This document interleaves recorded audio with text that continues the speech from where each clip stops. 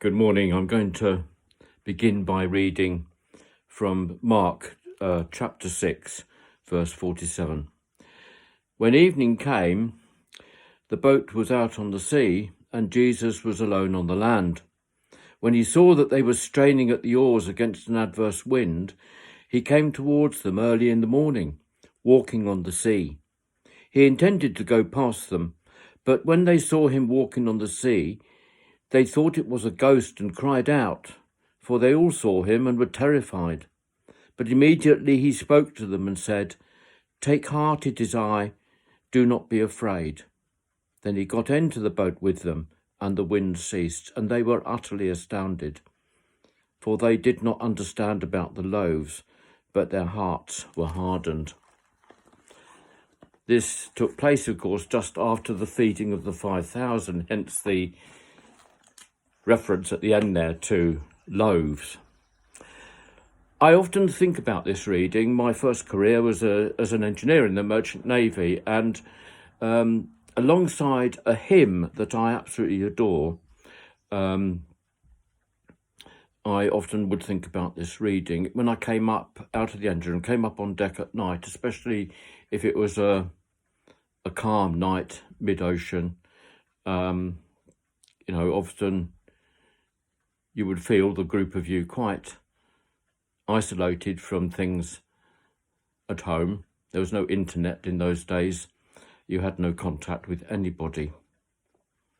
And the hymn is "The day thou gavest, Lord, is ended. The darkness falls at thy behest. To thee our morning hymns ascended. Thy praise shall sanctify our rest." And it's a hymn that reminds us how small we are as human beings, I think, a bit like Psalm 8, my favourite psalm. Read it if you like. I won't go into it now. But I would often think about this hymn when I came up out of the engine room, and I would think about, I wasn't even a Christian then particularly, although the Seamen's Mission was prompting me in this direction. We thank thee that thy church unsleeping, while earth rolls onward into light, through all the world her watch is keeping, and rests not now by day or night. As o'er each continent and island the dawn leads on another day, the voice of prayer is never silent, nor dies the strain of praise away. The sun that bids us rest is waking our brethren neath the western sky, and hour by hour fresh lips are making thy wondrous doings heard on high.